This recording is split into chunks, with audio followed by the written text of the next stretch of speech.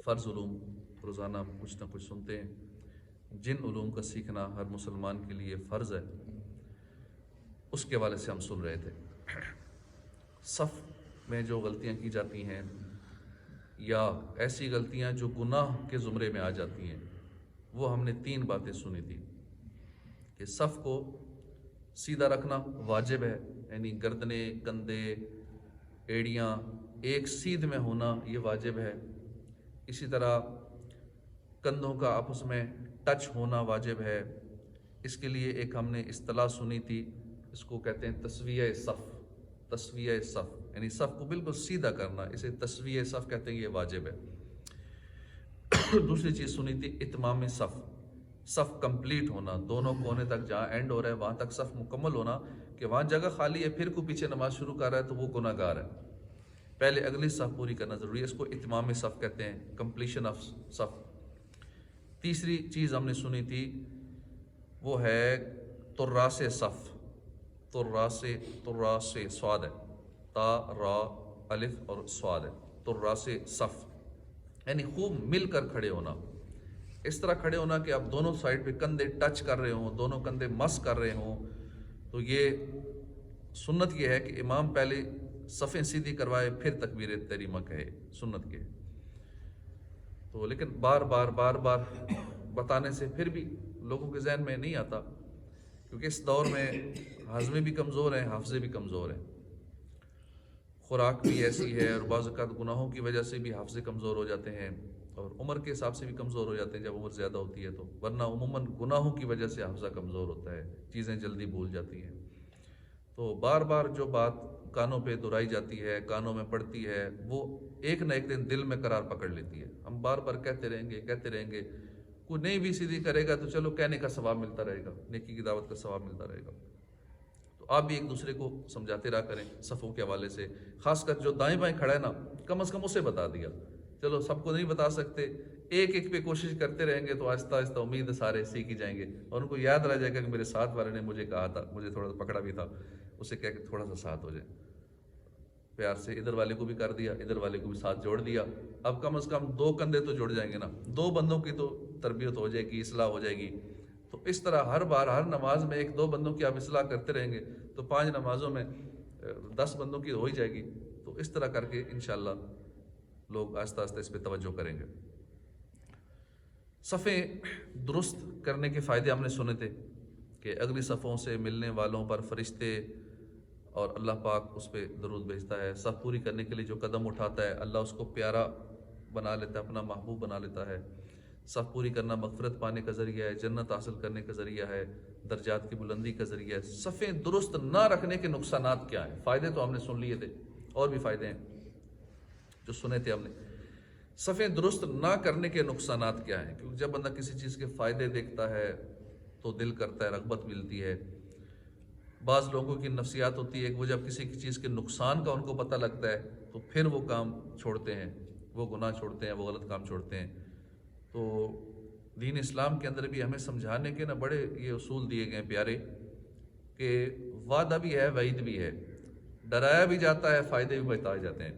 नमाज़ पढ़ोगे तो ये फ़ायदे होंगे, नमाज़ पढ़ोगे तो ये फ़ायदा होगा, दुनिया में ये फ़ायदा होगा, कब्र में, हशर में ये फ़ायदा, नहीं पढ़ोगे तो ये होगा। तो कई लोग फिर फ़ायदे सुन के नमाज़ शुरू कर देते हैं, कई लोग नुकसान या उसके अज़ाबात सुनते हैं तो उसकी वजह से नमाज़ शुरू कर देते हैं। तो सफ़े ना दुरुस्त करने के नुकसानात, एक तो तर्क वाजिब है, नाजायज़ और गुनाह है, एक तो ये नुकसान है। दूसरी बात, नमाज नाकिस रह जाती है। सफ़ दुरुस्त ना करने से नमाज नाकिस रह जाती है, कामिल नहीं होती। सफ़ दुरुस्त ना करना नमाज में वसवसे आने का सबब है कि ख़यालात कहीं और घूम रहे होते हैं, बंदा होता मस्जिद में है। उसकी एक वजह यह होती है कि सफ़ सीधी नहीं है या दोनों तरफ से कंधे मिले हुए नहीं है। हदीस पाक में है, कुशादगी भरो क्योंकि शैतान तुम्हारे दरमियान भेड़ के बच्चे की तरह घुस जाता है। सफ़ सीधी ना करने में चेहरा बिगड़ने का अंदेशा है। सैयदना अबू उमामा से रिवायत है, रसूल करीम सल्लल्लाहु अलैहि वसल्लम ने फरमाया, ज़रूर तुम सफ़ें सीधी करोगे या तुम्हारी शक्लें बिगाड़ दी जाएंगी या आंखें उचक ली जाएंगी, ये भी ख़तरा है।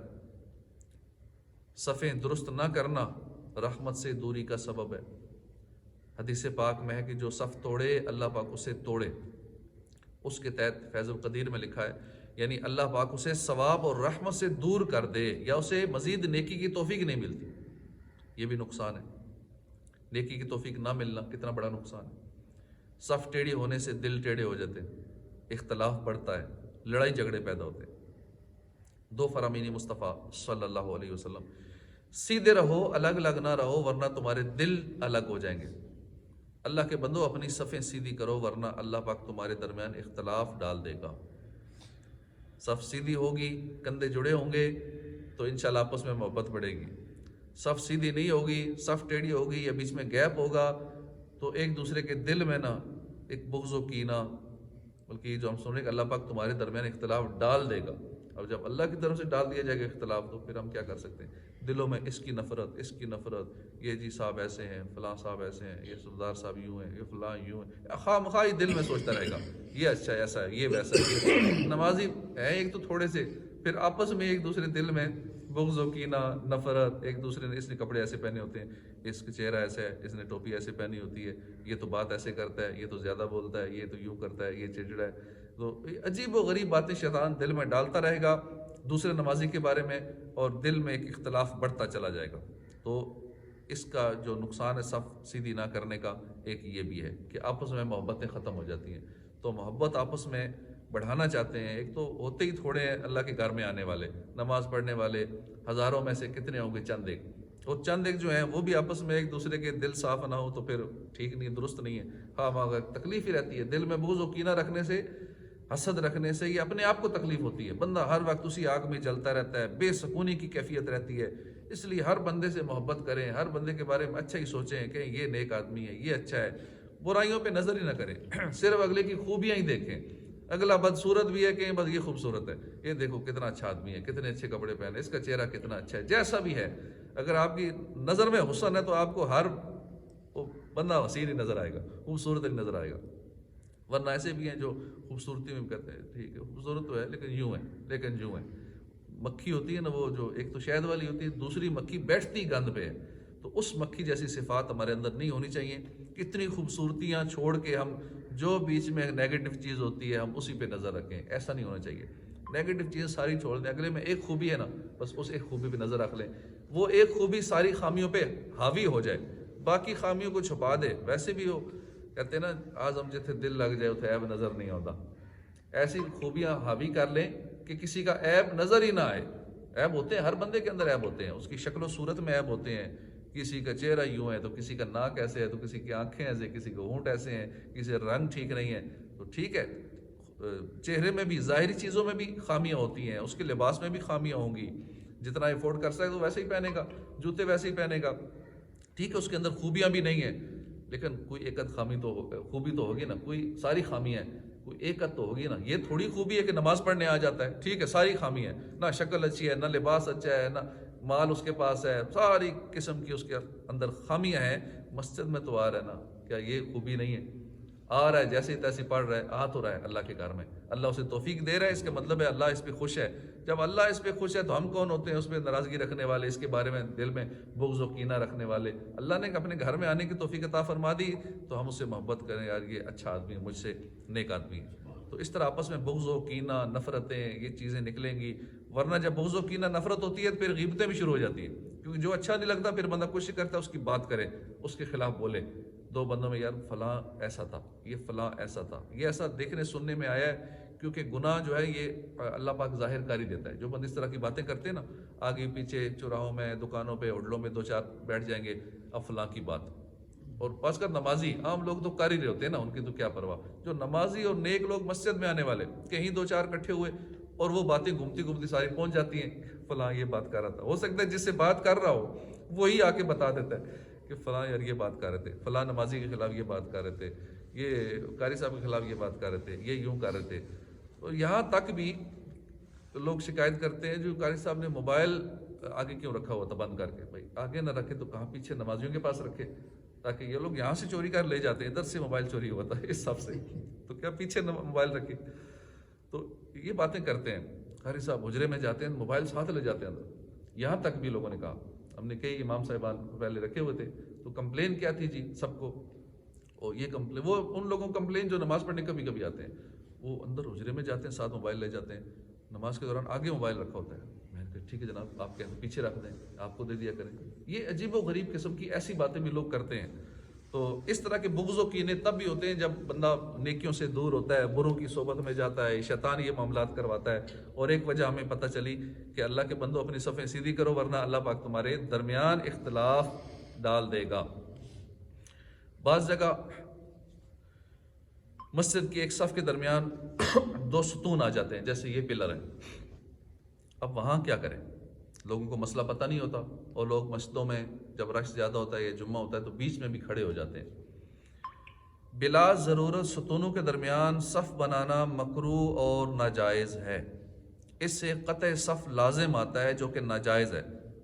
قطع صف ناجائز ہے، یعنی صف کا کٹ جانا، کیونکہ بیچ میں یہ پلر آ گیا، اب صف کٹ گئی، قطع صف ناجائز ہے.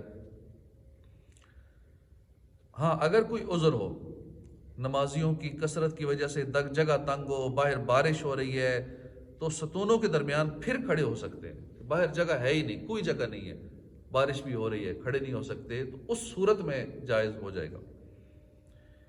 وہ بچے جو عقل مند اور نماز کی سمجھ بوجھ رکھتے ہیں، ایسے بچوں کے متعلق شرعی حکم یہ ہے کہ ان کی صف مردوں کی صف کے بعد علیحدہ سے بنائی جائے.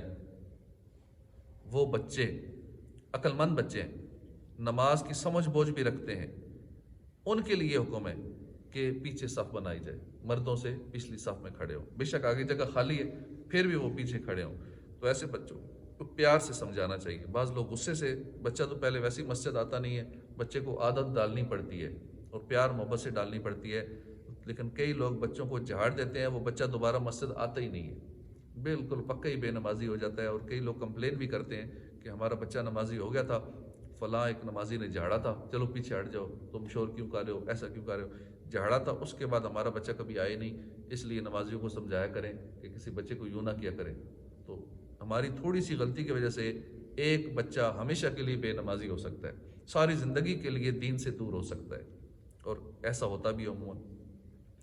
تو بچوں کو سمجھانا بھی ہے تو بچوں کو پیار سے سمجھائیں، بیٹا آپ پچھلی صف میں چل، جو بھی نرمی سے الفاظ ہو، پیار والے مسکرا کے انداز ہو. تو بچہ نہیں مانتا تو ٹھیک ہے، بچہ کون سا اس پہ گناہ ہوتا ہے، لیکن پھر بھی پیار سے سمجھانا چاہیے. تو یہ بچوں کے متعلق شرعی حکم ہے کہ ان کی صف مردوں کی صف کے بعد علیحدہ سے بنائی جائے. ہاں اگر بچہ صرف ایک ہے تو اس کے لیے الگ سے صف بنانے کی ضرورت نہیں ہے، بلکہ وہ مردوں کی صف میں بھی کھڑا ہو سکتا ہے، چاہے صف کے درمیان میں بھی کھڑا ہو جائے یا کونے میں ہو جائے، دونوں میں کوئی حرج نہیں. ہاں یہ بھی ہے، کیونکہ اگلے دن بھی ایک نے مجھے میسج کیا تھا کہ فلاں بچہ صف میں کھڑا ہوتا ہے. تو کئیوں کے یہ مسئلہ پتہ ہوتا ہے لیکن آدھا مسئلہ پتہ ہوتا ہے. یہ جو بات ابھی ہم سن رہے ہیں نا، یہ والی نہیں پتہ ہوتی کہ ہاں اگر پیچھے اور بچے نہیں ہیں، ایک ہی اکیلا بچہ ہے تو بے شک کھڑا ہو جائے کرے، تو اتنی اجازت ہے. لیکن شاید ان کو اتنا مسئلہ یہ والا پتہ نہیں تھا کہ اجازت ہے بھی بچوں کی کھڑے ہونے کی. ان کو صرف اتنا پتہ تھا کہ بچوں کو صف میں کھڑے کرنے کی اجازت نہیں ہے. تو انہوں نے مجھے میسج کیا کہ بچہ آپ میرے بچے کے متعلق کہا کہ آپ کا بچہ ایک کونے میں کھڑا ہوتا ہے. تو